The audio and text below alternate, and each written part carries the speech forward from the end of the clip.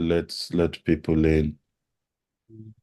O'Shea wanted to send the Wosakin deadly up. It was combined, sir. It wasn't just. Yeah. Okay, we're on already, sir.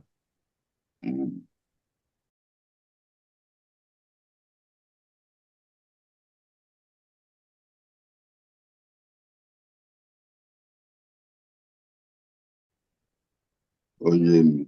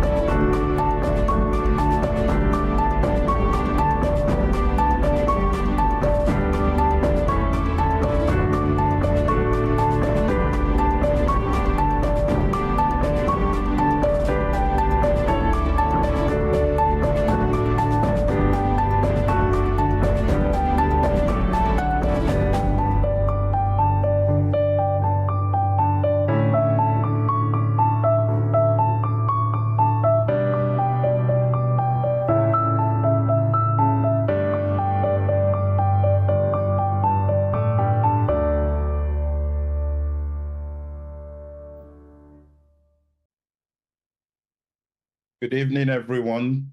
Thank you for joining the broadcast this evening. You're welcome. Good evening, sir. Good evening. How are you? Fine, thank you this evening, sir. Sir, before we go into the questions this evening, I wanted to find out how Nigeria is faring, given some of the news of excessive flooding that we're seeing in different parts of the world. I think just a few hours before I started preparing in the studio, the virtual studio here, someone said Kenya was expecting cyclones or something like that. How is Nigeria, sir, doing to the weather these days? So far, so good. by this time last year, we did have flooding, especially in Calabar area, and also in the north. But so far this year, we haven't had the expected flooding, let me put it that way. Of course, if we have any brains at all, we will know that it will come sooner or later. But when you see what has happened in Kenya, overnight, 90 people were just swept away. And that's just in Kenya alone. Overnight, people were sleeping and they woke up, or in the middle of the night.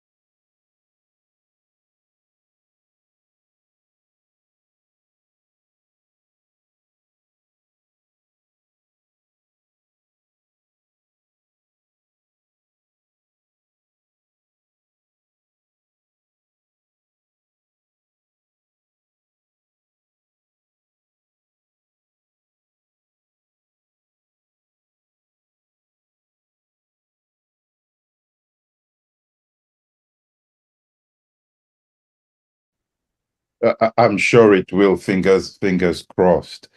Yeah. Let me take you back to where we sort of left off a few weeks back. Might have even been last week, and this was the crackdown of the police and the protests that are going on university campuses in the US, and what is happening in UCLA specifically with the police. And it feels like the United States has found itself in this challenging conundrum where the protests are now happening on university campuses, pro-Palestinians and pro-Israeli protesters meeting on these campuses. How do you think that situation should be handled, sir? Well, I was in the United States in 1966, I think. This was during the Vietnam War. And what we are seeing now is almost a replica of what those of us who were in the US experienced at that time. And in fact, I would say it is worse because President Nixon ordered the National Guard onto the campus of one of the universities.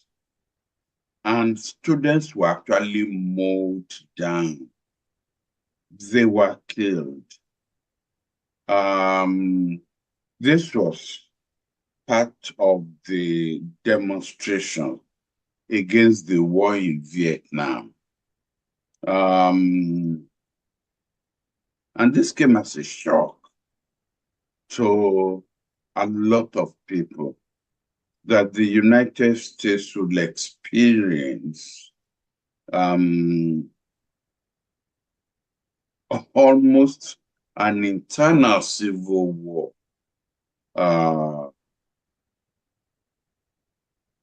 as a reaction to the Vietnam War. Now, the difference between this, what is happening now, and what was happening then, was you could say that the United States, I won't say the United States was, I won't say the United States was united. No, you had people in the United States, those that, one will call patriots, who could understand why American students will be demonstrating while American soldiers were dying in Vietnam. Now, you almost have now, here is more divisive, because you have those who are demonstrating on the side of the Palestinians, and those who are demonstrating now on the side of the Israelis. And so this is I believe that this is just the beginning, because you haven't had this kind of divisiveness within the United States before. You didn't have people who had the guts to demonstrate in favor of the Palestinians. But for the first time, you did, and it is happening. My fear now is within the police. Within the police, are you going to have a division, pro-Palestinians and pro-Israelis, which will then mean that the division will now manifest itself in how the police will react. Now, I was a teacher in the university in Nigeria, and we used to have what we called annual, we used to call it annual, it wasn't demonstration, but it was the police and the students used to have what we call an annual romance. The police will invade the university campus in the University of Ibadan. The students will come out, but it never went beyond within 2-3 hours, it was all over. The police withdrew from the campus. and the students went back, to their classes. Yes, a few with if you like broken bones, but it was regarded as almost a love affair. I recall one year that General Gawan, as visitor of the university, came on his annual visit. And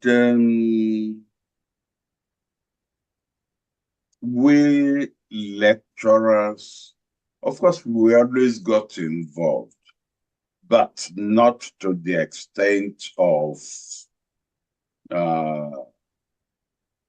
not to the extent of being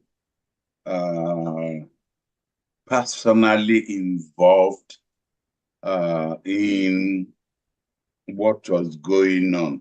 The students will have come to us, they will have talked to us, we will have told them where the red line is, what you should do and what you shouldn't do. But we called it a luta. Now, a luta was meant to replicate the war going on in Mozambique. Aluta was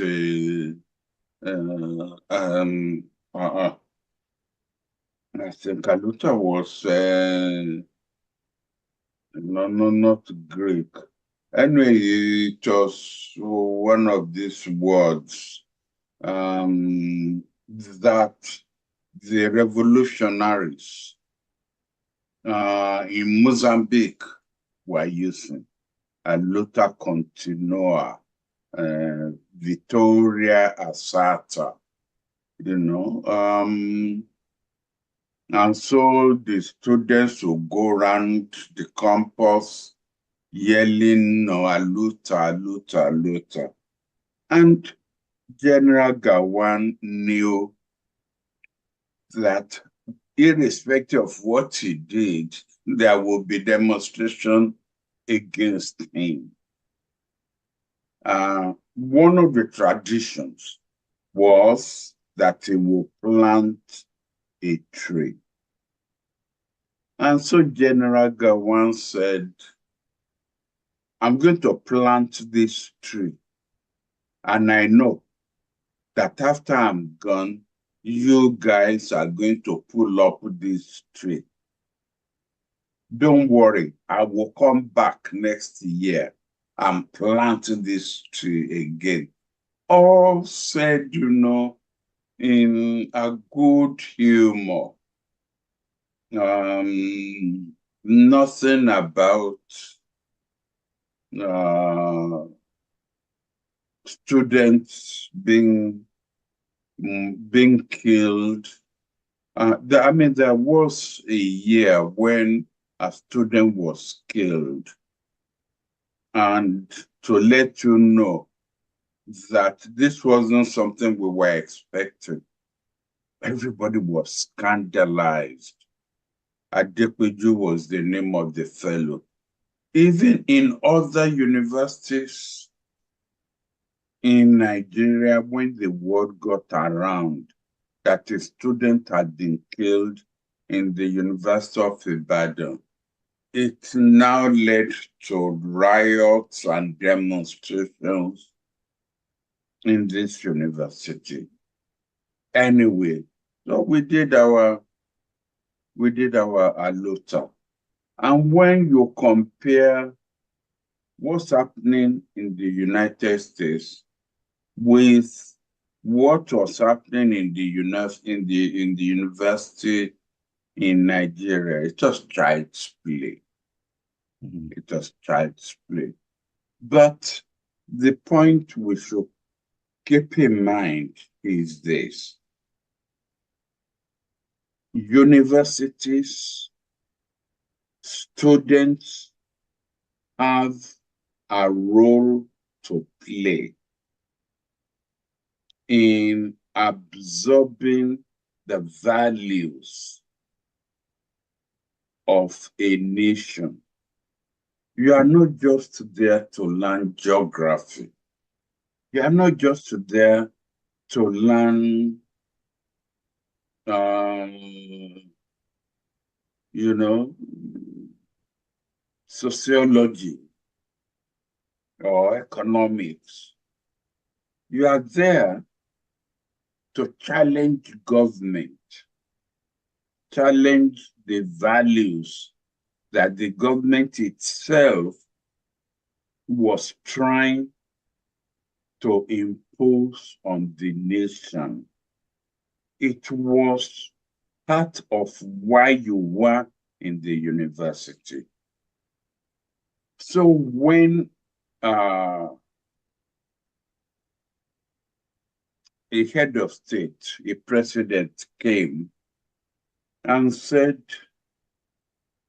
he was going to expel lecturers who were teaching what they were not supposed to be teaching.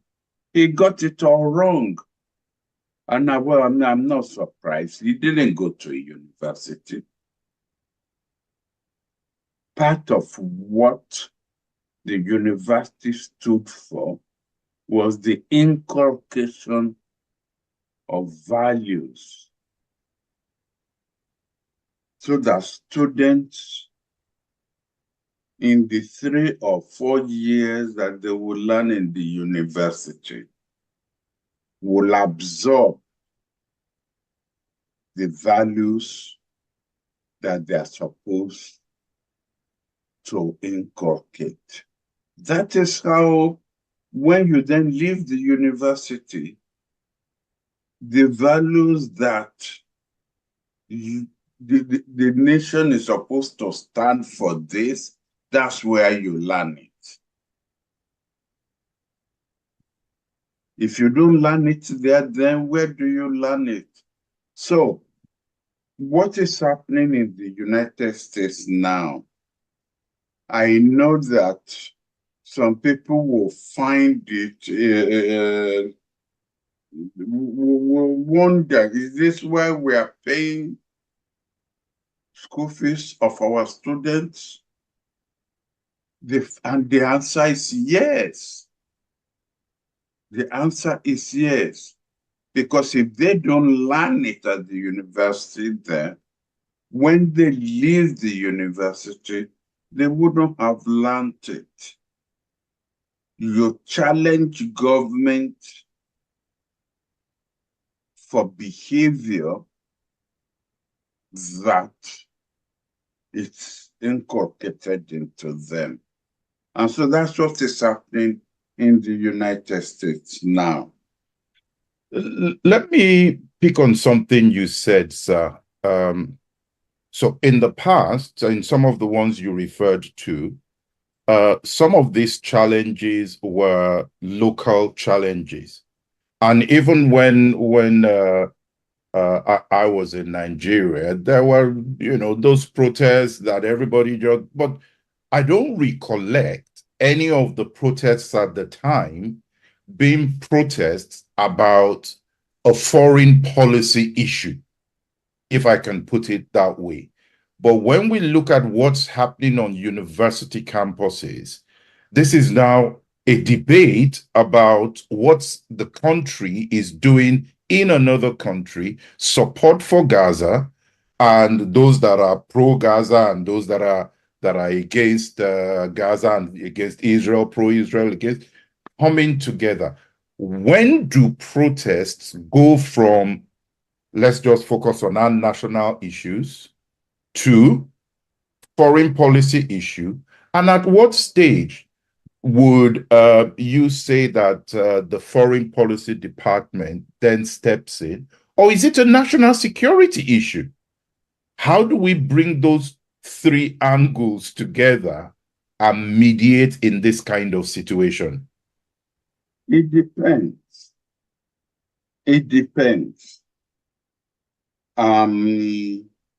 If, for example, there is a consensus on a foreign policy issue, like ECOMOG, well, why would there be demonstration then against ECOMOG? Why? But I remember when I was a minister that there were demonstrations against me because I didn't, number one, I didn't issue a statement supporting Gaddafi in his confrontation with the United States. And apart from issuing a statement, I didn't get on a plane and fly to Tripoli to demonstrate support for Gaddafi. There were demonstrations against me.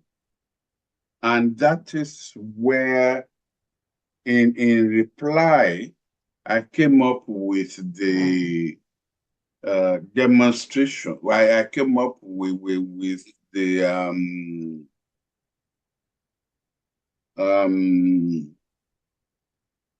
no, I came up with telling the country that if you are going to get involved in a foreign policy issue, if you are going to support another country, then that country has the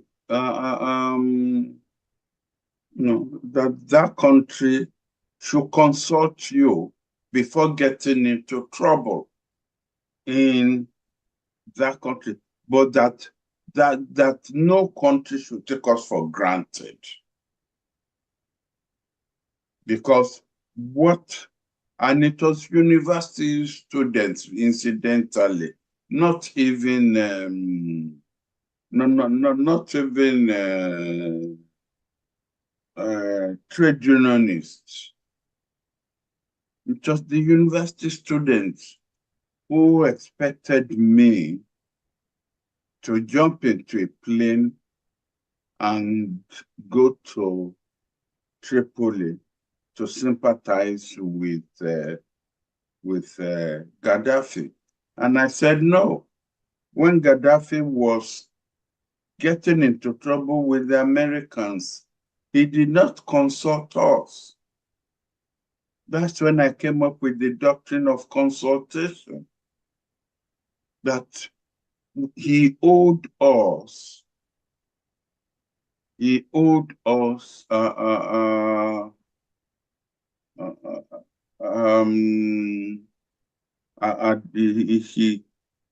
himself should have consulted us, but that he would expect us immediately got into trouble. Oh, all these Africans, including Nigeria, will immediately jump into a plane and come and sympathize with him, that he didn't show any respect for us. So really, we did have, but it didn't get to the level that the American demonstrations, student demonstrations are getting into. And I would like to say, let's suggest that if we had been confronted with the Niger problem at the time that we were confronted with, I wouldn't be surprised if university students, some university students, would then have been demonstrating against the government, because it got to the stage, if you recall, it got to the stage where senators, politicians, and so on and so forth, were openly challenging the policies of government on Niger.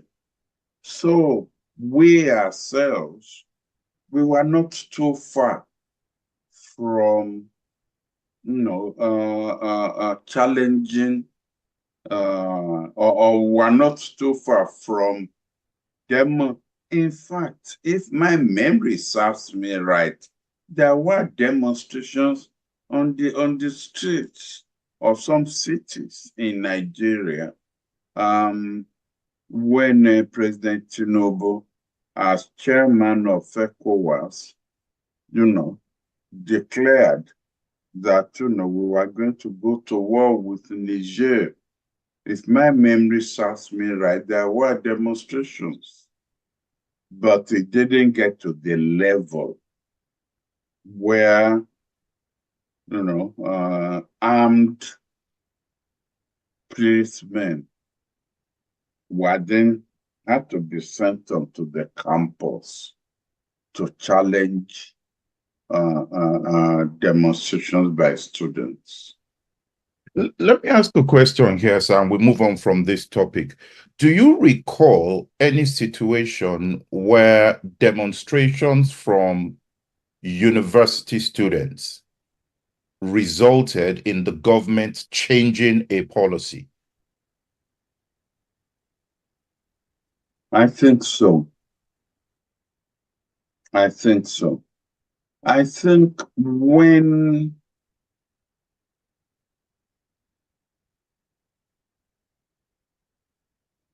Lumumba was killed,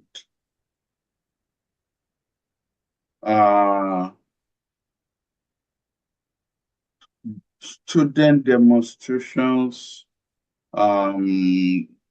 lecturers from various universities in Nigeria came to Lagos to demonstrate against the assassination of Lumumba, and the demonstrations were targeting Western embassies who were held responsible. I also believe that when France detonated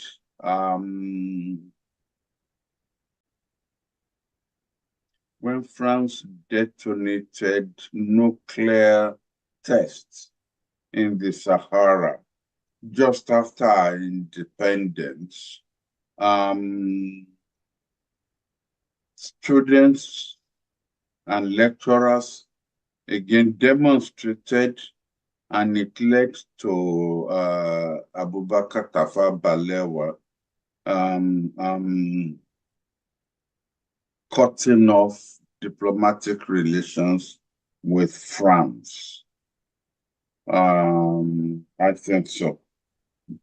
Yeah, I think I remember.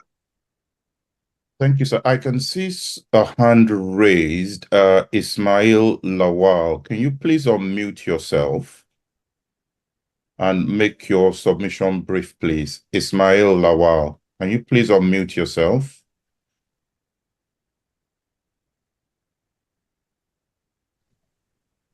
Prof. Go ahead. Can you hear me? We can, sir. Yeah. Go ahead, sir. Thank you so much. Yeah, I agree with you about the various process of students changing the government policy, because that's what we call student power. In Africa, we have never experienced the student power.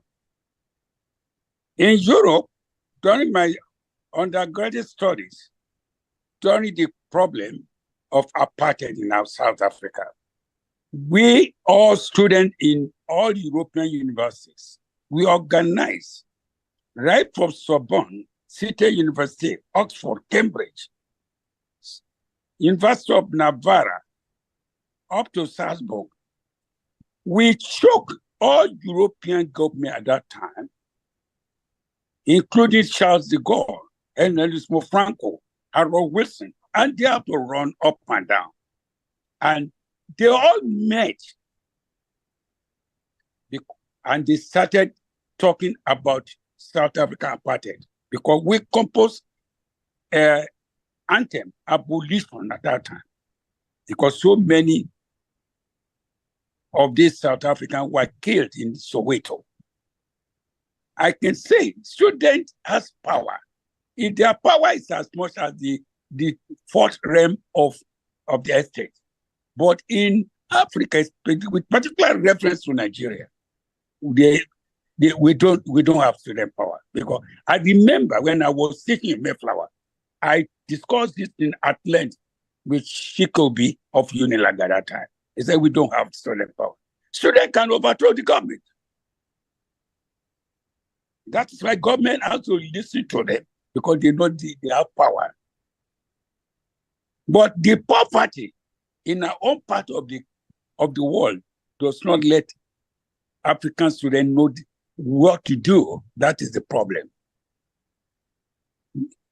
Because the knowledge is power. These students went through the knowledge in the campus and they're enlightened. And they're the future leaders of the country. And that was the reason they must have a say in the running of the affairs of the state. Thank you. Thank you very much, sir. Thank you. Thank you. But I pointed out, I think 2 or 3 instances where the attitude of government, of students, led to changes in policy of government. One was getting even the person you mentioned, de Gaulle, stopping the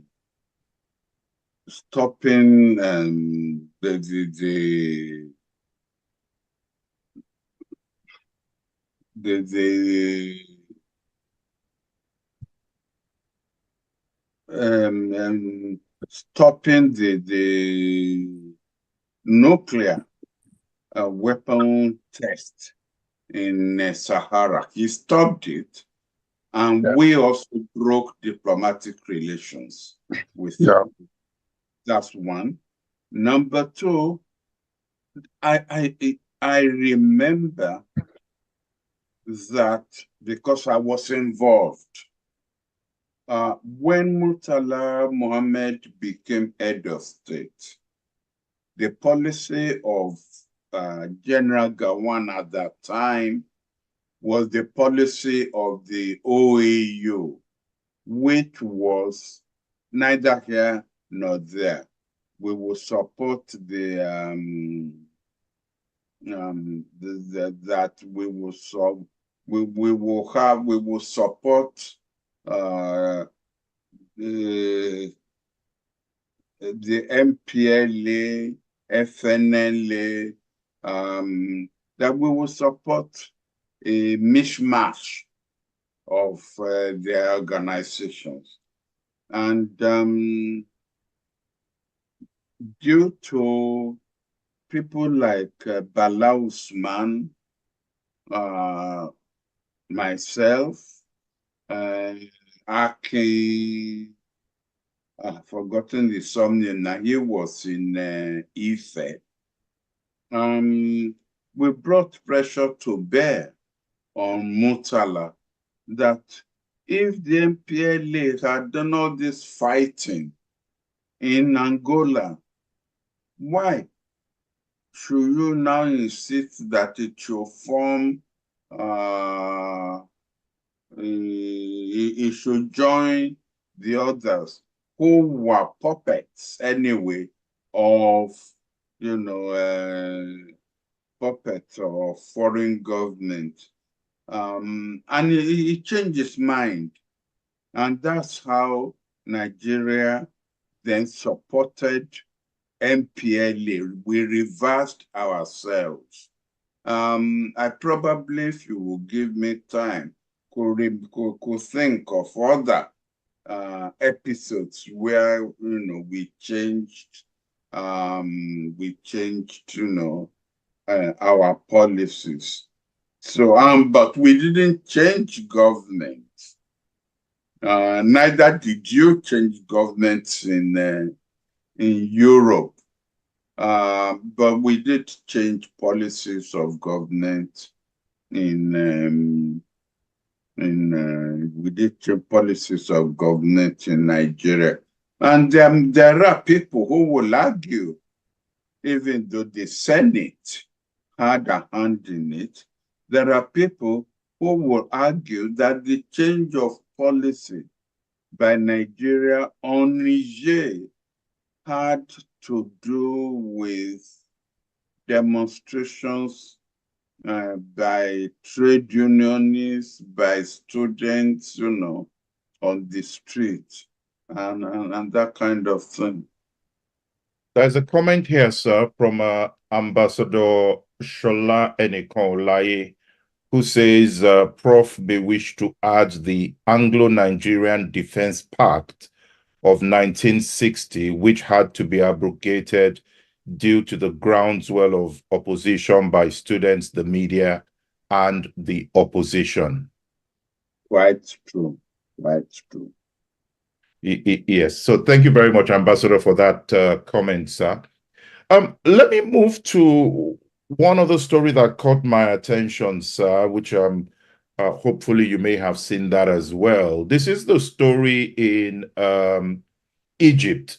We all know that during the war, which is still ongoing, Egypt opened the borders for people from Gaza to at least get some refuge in Egypt. At one point, they closed the border and then they reopened it and all of that. But now there is a call, sir, from the Palestinian embassy in Egypt that Egypt should provide temporary residency from a legal point of view and a formal point of view to people from Gaza that find themselves in Egypt. What kind of a challenge is that going to give the Egyptian government, sir? I think the relationship between Egypt and the Palestinians, especially those in Gaza, is a very tricky one. In the sense that the Palestinians, especially in Gaza, are Islamic Brotherhood. And from the time of Nasser, there has been no love lost between the Muslim Brotherhood and the government of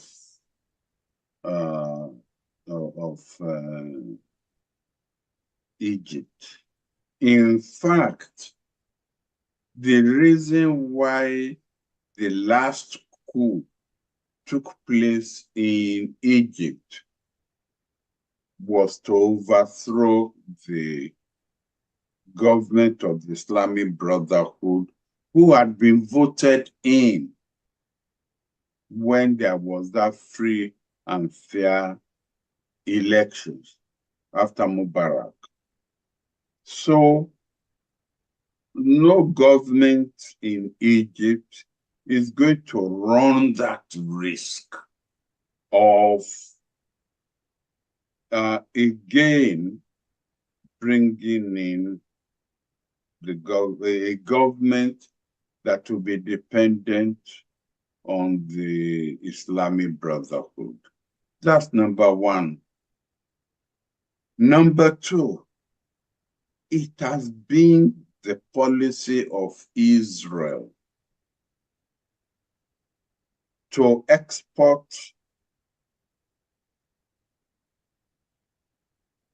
the Palestinians into Sinai out of Israel into Sinai. And once that had been done, not to apply them, not to accept them into the old Palestine again.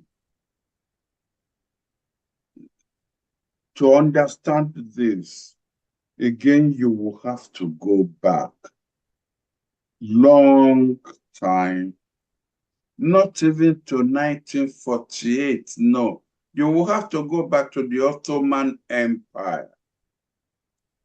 During the Ottoman Empire, the Palestinians and the Israelis were living side by side. There might have been frictions here and there, but basically they were living side by side. And the Israelis who were living side by side with the Palestinians were called the Sephardic Jews or the Sephardic Israelis. It was after the First World War, which the Ottoman Empire lost, and there was a division of Palestine into Israel and Palestine, that you will say problems were planted. And then after the Second World War, the European Jews then flooded into Israel. So those Jews ruling Israel now are actually the European Jews, not the Sephardic Jews.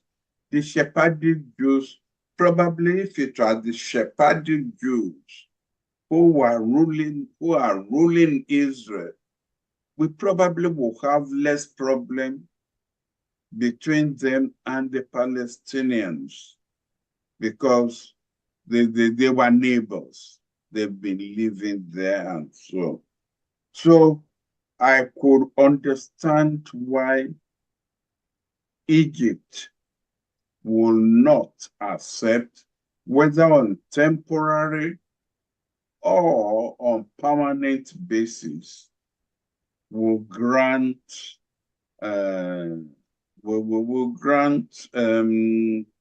residence to Palestinians, whether Hamas or the Palestinians themselves. So one needs to understand, the complexity of the relationship between Egypt and the Palestinian himself. Let me take us, given the time that we have left, I can see a comment here. Have we discussed the sword attack in East London, in which Daniel Anjorin was killed? I think knife attacks will become commonplace in the UK. It's sad that an innocent. No, we haven't touched on that point particularly. But I think that let me come back to that point. Or I don't know if Prof wants to comment on that particularly. The Nigerian, I think he's a Nigerian boy going by the name Anjorin. Yeah, Yes. it's a Nigerian. You know, we've always had, on this program, we've always had, we've always tried to have a balance so that we don't turn the platform into a Nigerian platform. We want to have a balance so that we can discuss world politics and not just Nigerian politics. But then maybe there will be occasions when we may need to, you know, especially in cases like this, which strikes at the heart of every Nigerian. It's a pity what happened. It's unfortunate. A poor boy, 14-year-old, going to school. You know, it reminds me, I don't know how many of you remind another Nigerian student who again was coming back from the library, and he was set upon by hooligans. Yeah. White hooligans in England, and he was killed. His father just died. Damilola Taylor. Sorry? I think Damilola Taylor. Damilola Taylor, thank you. The mom is still alive, and the mom was reminding the British police that you haven't closed this case because you mishandled this case at that time. Well, let us hope they are not going to mishandle this case this time again. But I suppose you are right. Maybe given the fact that the young man is a Nigerian, maybe we should talk about him, make references to him, and even if it's only to wish him eternal rest, and hope that he will find in the bosom of the Lord, because he doesn't deserve to die. Not now. Not now. He was going to school. He wasn't going to play football. He wasn't going to he wasn't challenging anybody. And then this happened. Well, eternal rest grant him, O Lord. So in the time that we've got left, sir, let me take you to the African conference that's just happened, the Africa's Head of State Summit that took place in Nairobi. And one of the issues that has really been thrown into the spotlight are comments from President Museveni, and also comments from President Ruto of Kenya. And from President Museveni, the issue he flagged was the fact that a lot of the aid coming into Africa is one where Western organizations are profiting from it. are not necessarily for the prosperity of Africa, even in the way they are set up. And I think he was also alluding to the point that was raised by President Ruto, who questioned even the way that the IMF's financial architecture was put in place was not something that was in the interest of the African countries that they are trying to help. Do you share their views, sir? Yes, I mean, I share their views. The Bretton Woods institution, World Bank, International Monetary Fund were never set up in our interest. We didn't even exist at that time in any case. So they were not set up in our interest. And there is no way, no matter how you panel beat these two institutions, they cannot be in our interest. And it makes sense. I mean, after all, they are human beings. And human beings are not set up they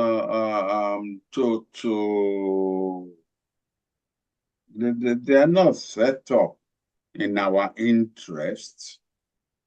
Yes, they may, from time to time,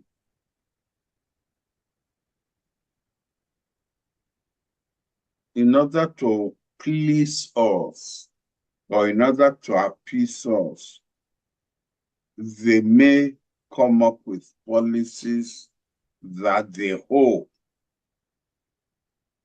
will assuage our interest. But basically, until we have institutions like African Development Bank, African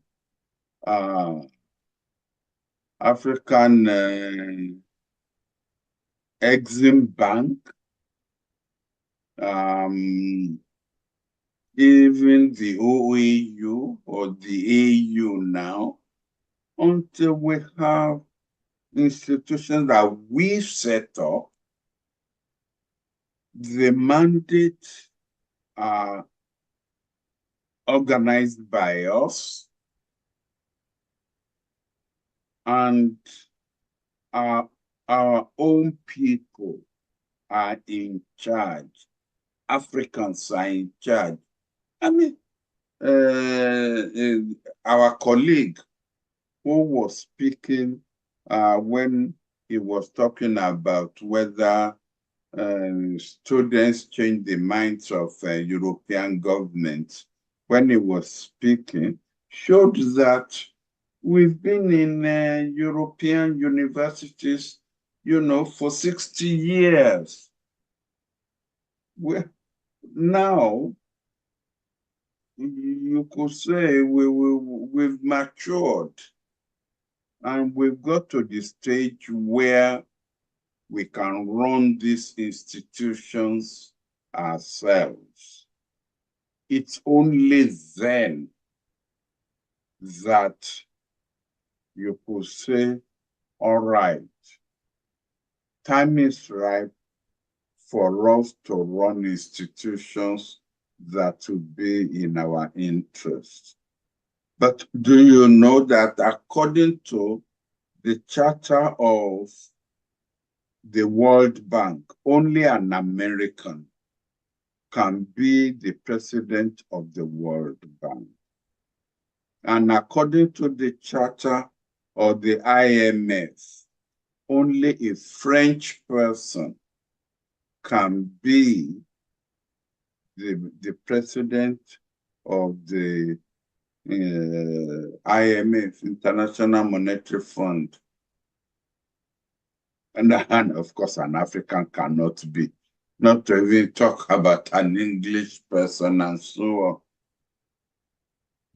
But when we have our own African Development Bank, which thank God we have, only when we have an Afri-Exim Bank, which thank God we have, only when we have the African Union, thank God we have, can we insist that our own people will be the president or the chairman of these institutions. But even then, we need to be careful. We need to be careful because from the bank, I mean, Nkrumah knew what he was talking about when he was talking about neocolonialism, which is that they can still go behind us and pick somebody who is acceptable to them and use him as head of these institutions.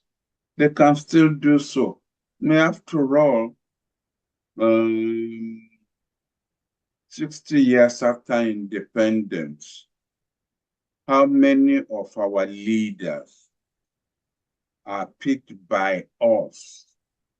And how many of our leaders are picked behind us to rule us? So we still have a long way to go. Someone may argue, sir, that while we accept that fundamentally some of the structures of these organizations may not be in our favor, but maybe we haven't really helped ourselves in the way that we have executed within the context of what they've given us. The loans that we've taken, did we use those loans for what we were supposed to use the loans for? Therefore, where do you draw the line between the camp that says you're never in our interest and the camp that says, well, if you followed the terms and you invested in infrastructure, you invested in production capacity, you invested in developing human capital within your environment, then we would have had some of those institutions that are capable of long-term development for Africa itself. You have a point there, but when you are told that you are being given X amount of funds, but you could only use these funds to employ French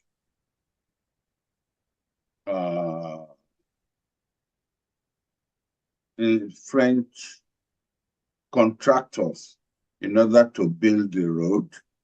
You can only use these funds to build American contractors to build these institutions. Then again, to what extent do you have a free hand? There was a time we did a study. I was still in University of Ibadan at that time, and we discovered that out of, let us just say $5, I mean, one is just using that out of $5 that Americans give you, maybe $1 goes into paying the salary of contractors. Maybe $1 goes into buying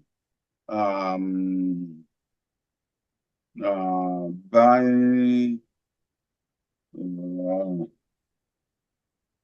what do you call it? AC. Maybe $1 goes into the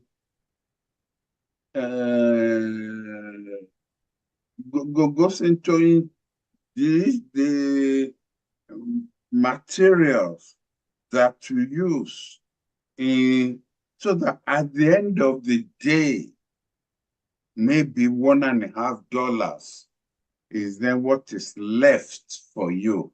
And yet you repay all that amount of money. You repay all that amount of money. And yet you have spent $3.50 out of $5 on paying the salaries of the contractors, you know, that you have. So, do you blame us that we haven't spent the money on what we should have spent it on? Don't get me wrong. We still corruption. We also line our pocket, you know, with the money we line our pocket. So don't let me play the saint here. No, there are no saints. Believe me, in this business, there are no saints at all. I think there's somebody whose hand is sore. I was just going to call that. It's Ismail Lawal. Again, please, I do apologize. I don't know, the cameras are not on, so I don't really know who I'm calling. I don't know if that was from before, but you want to unmute yourself if you want to make another comment here? Yeah. Go ahead, sir. Prof, thank you. Prof, from the charter of World Bank, it's only American who can head that organization. So also IMF. But the African Development Bank, it appears that this European American, they have shares, they have investment in it. Is it true? I want to know. Yes, it is true. And but do we Africans, do we have investment in World Bank and IMF, or only we take loan from them? No, I think again we also have shares, although the shares that we have are so minuscule as not to have any influence.